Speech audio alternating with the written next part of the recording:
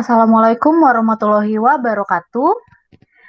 Perkenalkan kami dari kelompok 5 yang beranggotakan saya sendiri, Elionara Solamasi Zebua, dan teman saya. Saya Kristi Mutiara Tarigan. Saya Ayu Magdalena. Dan saya Angsokara Hingrat. Pada hari ini kami akan mempresentasikan epidemiologi deskriptif berdasarkan orang, tempat, dan waktu.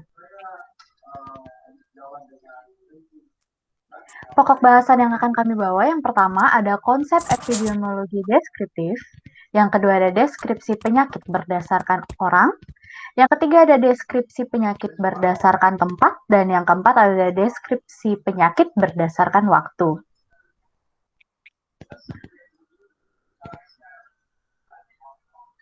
Baik, yang pertama yaitu konsep epidemiologi deskriptif.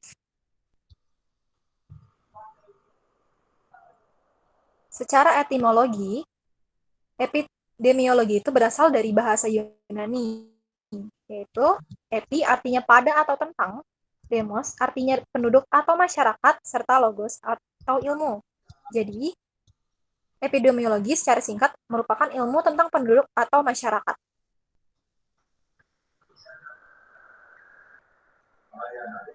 Lebih lanjut, yaitu menurut terminologinya, Greenwood menyatakan bahwa epidemiologi merupakan studi penyakit sebagai fenomena massal, sedangkan Lilienfeld menyatakan bahwa epidemiologi merupakan studi distribusi suatu penyakit atau kondisi dalam populasi dan faktor yang mempengaruhinya. Sementara Taylor mengutarakan bahwa epidemiologi merupakan studi kesehatan atau penyakit dalam populasi.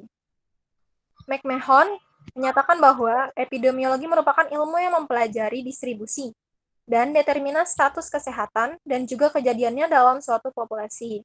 Sementara Azro Aswar menyatakan bahwa epidemiologi merupakan ilmu yang mempelajari tentang frekuensi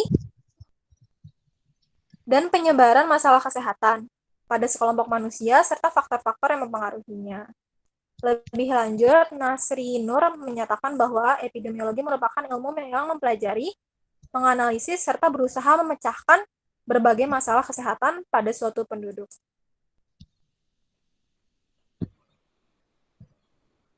Baik, selanjutnya di sini ada bagan penggolongan studi epidemiologi.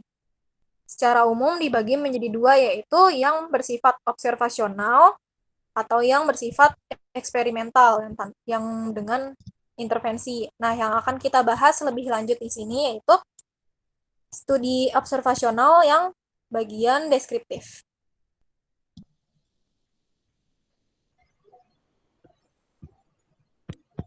Nah, epidemiologi ini memberikan gambaran tentang keadaan dan penyebaran status kesehatan serta penyakit dalam masyarakat.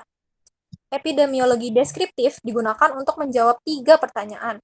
Yang pertama, di mana masalah kesehatan muncul? Yang kedua, kapan masalah kesehatan tersebut muncul?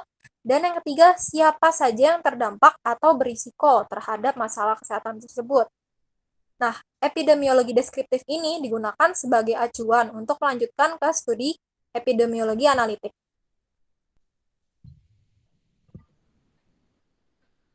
Nah, apa aja sih tujuan dari epidemiologi deskriptif? Yang pertama, epidemiologi deskriptif dapat menggambarkan distribusi keadaan masalah kesehatan, sehingga dapat diduga kelompok mana yang di masyarakat yang paling banyak terserang.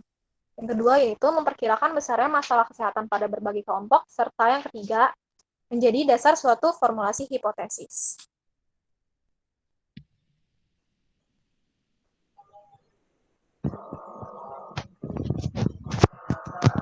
Nah, selanjutnya terdapat 3 karakteristik utama yang akan digali pada epidemiologi deskriptif. Yang pertama yaitu karakteristik orang, yang kedua karakteristik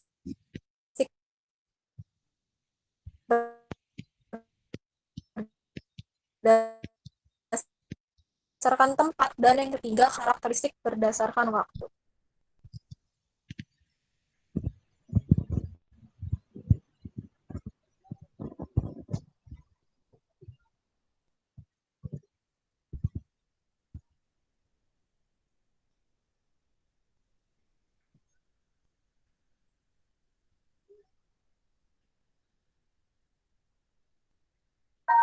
Selanjutnya, deskripsi penyakit berdasarkan orang.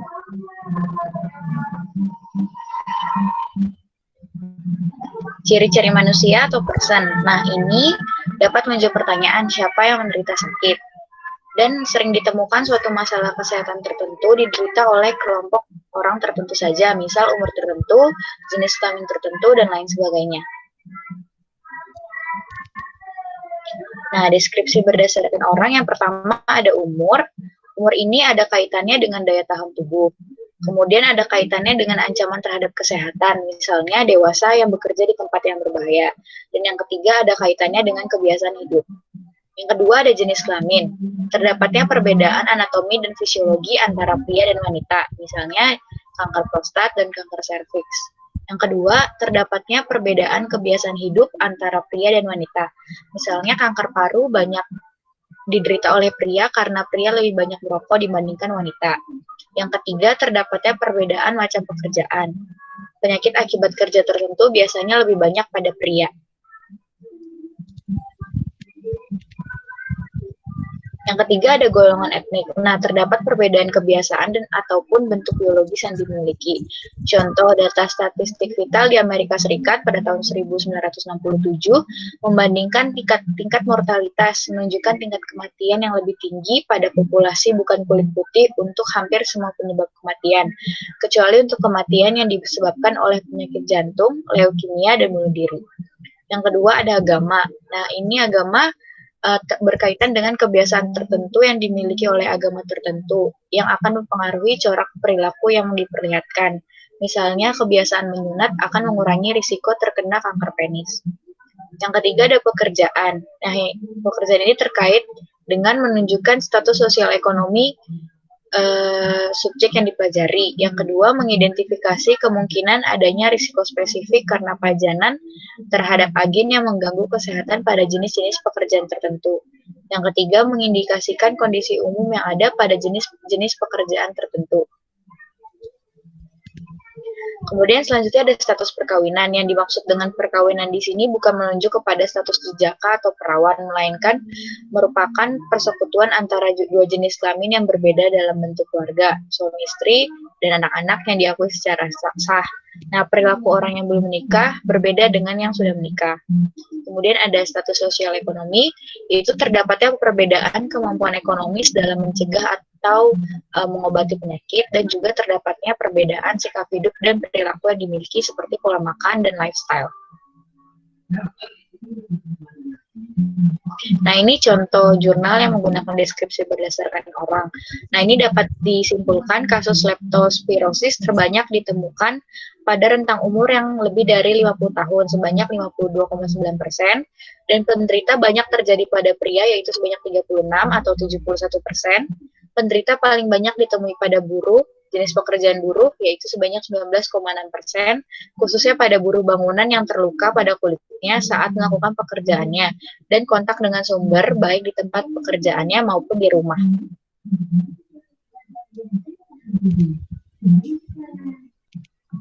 Selanjutnya, saya akan membahas pada deskriptif penyakit berdasarkan tempat. Pada tempat, memiliki frekuensi penyakit bervariasi berdasarkan tempat. Informasi dari distribusi penyakit berdasarkan grafis digunakan untuk kepentingan administrasi bagi pelayanan kesehatan dan pencegahan penyakit. Ada variasi pada internasional. Pada data kematian dan kesakitan bervariasi dari satu negara dengan negara lain. Data tersebut biasanya dapat oleh WHO.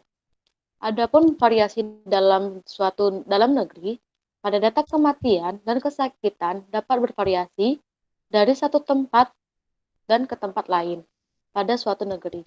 Wilayah dapat dibagikan menjadi dua, yaitu adalah wilayah administratif dan wilayah geografis. Adapun karakteristik dari kekhususan pada suatu tempat. 1. Adanya hubungan antara tempat dan kejadian penyakit dapat diperkirakan sebagai berikut. 1. Frekuensi kejadian penyakit terlihat tinggi pada sensus golongan etnis. Frekuensi kejadian penyakit tidak tinggi pada orang-orang dari golongan etik yang sama yang tinggi di tempat lain. Orang-orang yang sehat apabila masuk ke arah tersebut menjadi sakit dengan frekuensi yang sama dengan penduduk yang tinggal di sana. Penduduk yang telah meninggalkan tempat tersebut tidak menunjukkan frekuensi yang tinggi. Pada spesies lain selain manusia yang tinggi di area yang sama menunjukkan manifestasi yang mirip.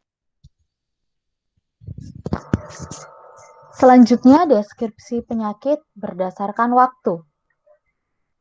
Variabel waktu. Variabel waktu dapat menganalisis perbedaan cara pandang dari kurva epidemik.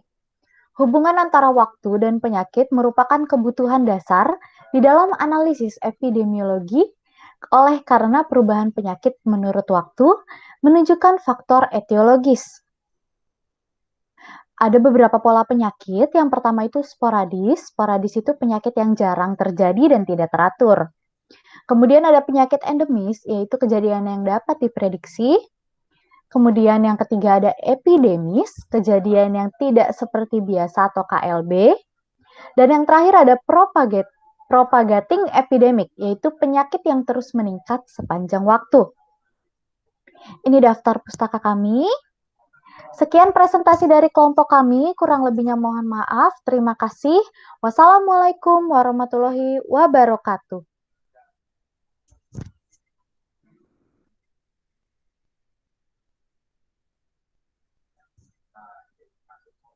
Guys, tadi aku